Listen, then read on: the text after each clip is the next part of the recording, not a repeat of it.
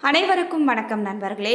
நாம் இன்னைக்கு இந்த பதிவில் என்ன தெரிஞ்சுக்க போகிறோம் அப்படின்னா, திருத்தணி முருகன் கோவிலில் நடக்கக்கூடிய தீபாராதனை காட்சியை தான் இப்போ நாம் வீடியோ பதிவில் பார்த்துட்ருக்குறோம்.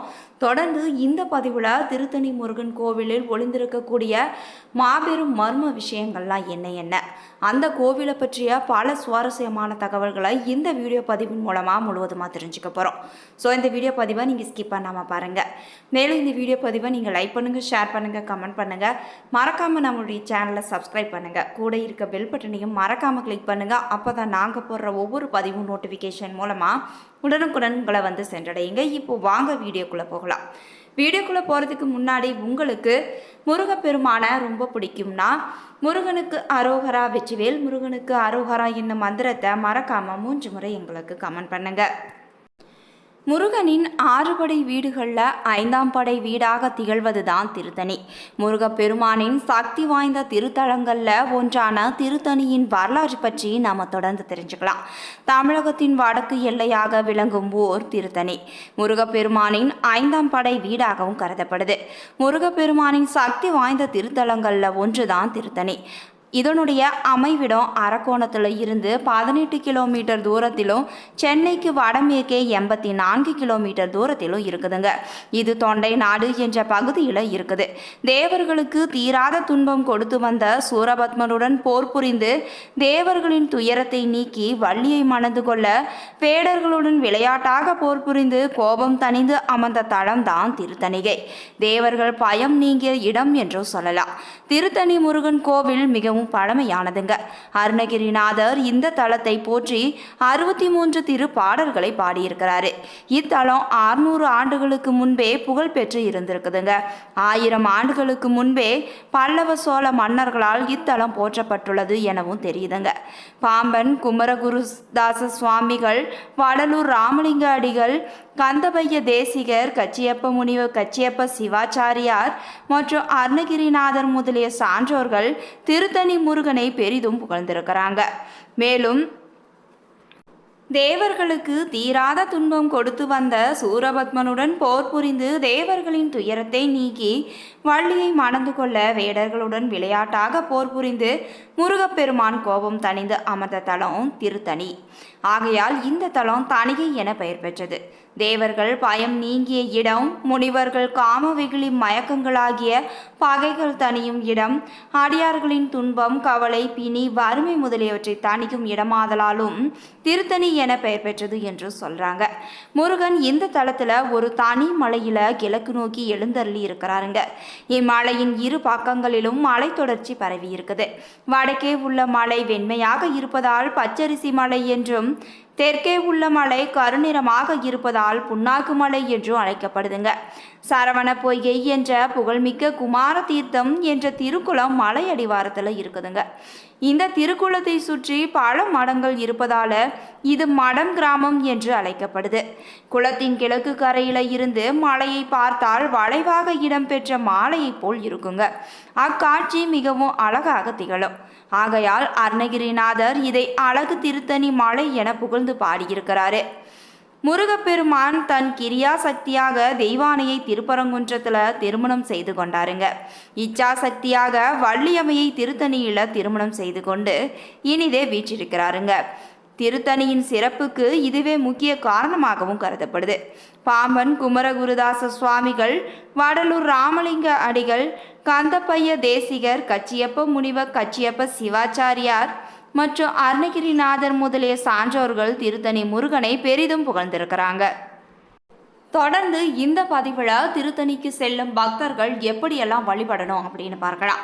திருத்தணிக்கு செல்லும் பக்த கோடிகள் முதலில் குமார தீர்த்தம் என்ற சரவண போகையில் நீராடி சுத்தம் செய்து கொண்டு தோய்த்து உலர்ந்த ஆடை தரித்து திருநீறு பூசி உத்ராகம் முதலிய சிவ சின்னங்களை அணிந்து பக்தியுடன் மலை ஏற வேண்டுங்க. மலை ஏறும்போது திருப்புகழ் பாடல்களை முடிந்தவரை இசையுடன் உருக்கமாக பாடிக்கொண்டு படியேற வேண்டும். மலை உச்சியை அடைந்ததும் கிழக்கு பிராகாரத்தில் உள்ள கோடிக்கம்ப விநாயகரையும் ஐராவத யானையையும் தரிசிக்க வேண்டும். தெற்கில் உள்ள இந்திரநீல சுனையை தரிசித்துவிட்டு பின் கோவிலின் உள்ளே சென்று ஆபத் சகாய விநாயகரையும் அருகில் உள்ள வீரவாகு முதலிய நவ வீரர்களையும் குமாரலிங்கேஸ்வரரையும் வணங்க வேண்டுங்க. பின்னர் மூலஸ்தானத்தில் உள்ள ஞானசக்திதரர் என்னும் முருகனையும் வள்ளி தெய்வானை அம்மையாரையும் வழிபட வேண்டும். அருள்மிகு சுப்பிரமணிய சுவாமி திருக்கோவில் எப்பொழுதும் பக்தர்கள் நிறைந்து விளங்கும் ஒரு கோவிலாக கருதப்படுது. இங்கு பக்தர்கள் சுவாமி தரிசனம் செய்து அருள் பெற திருக்கோவில் காலை 6 மணிக்கு வழிபாடு தொடங்கி நாள் முழுவதும் திறந்திருந்து இரவு 8:45 மணிக்கு நடை சாத்தப்பட்டு பக்தர்களுக்கு தரிசன அனுகூலம் செய்யப்பட்டிருக்குதுங்க.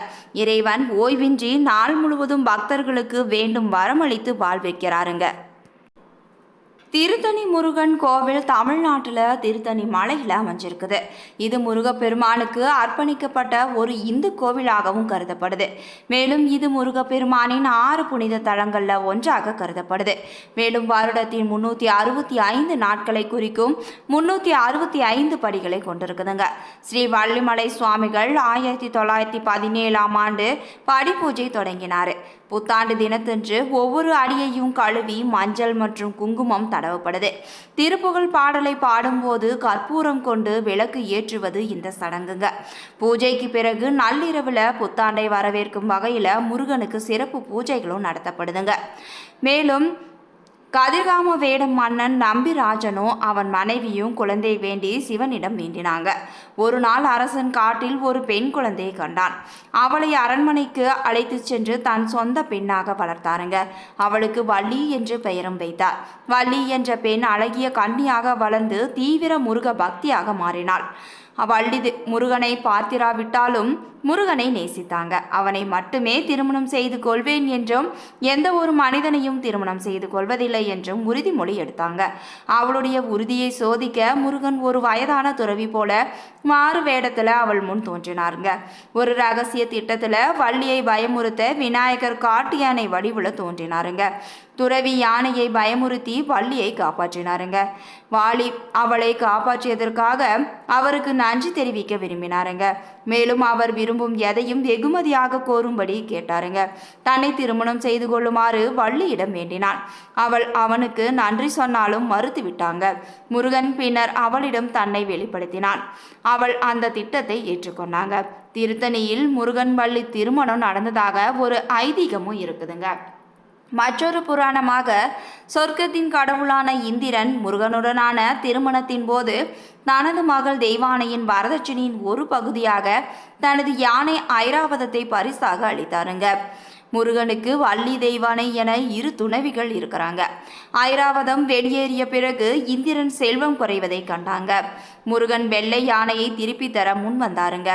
ஆனால் இந்திரன் தான் கொடுத்த பரிசை திரும்ப பெற மறுத்து விட்டாருங்க. மாறாக கோவிலில் உள்ள யானை சிலைகளின் தலைகள் தனது திசையை நோக்கி இருக்குமாறு அவர் கேட்டுக்கொண்டாருங்க. இதனால் இக்கோவிலில் உள்ள யானைகள் இந்திரனின் திசையான கிழக்கு நோக்கி இருக்குங்க. மற்றொரு புராண கதை என்னவென்றால், தெய்வானையின் வரதட்சணையின் ஒரு பகுதியாக இந்திரன் ஒரு சந்தன கல்லை வழங்கினாருங்க. இந்த கல்லில் உள்ள சந்தன கலவையை முருகப்பெருமானின் உருவத்தில் பூசினால் மருத்துவ குணம் கிடைக்குங்க. இது வழக்கமான கற்களின் மீது அல்ல, ஆனால் இந்திரனால் பரிசளிக்கப்பட்டதாக நம்பப்படுதுங்க.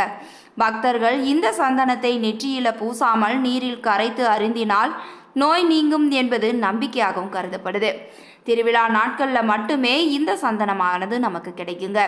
மற்றவற்றுள் திருச்செந்தூரில் சூரபத்மன் என்ற அரக்கனை வென்று அளித்த முருகன் கோபத்தையும் சீற்றத்தையும் போக்கிய தலம் திருத்தணி.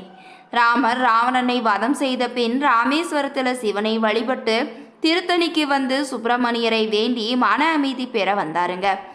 பிரணவத்தை விளக்க தவறியதற்காக முருகனால் சிறையில் அடைக்கப்பட்ட பிறகு பிரம்மசேனை என்று அழைக்கப்படும்.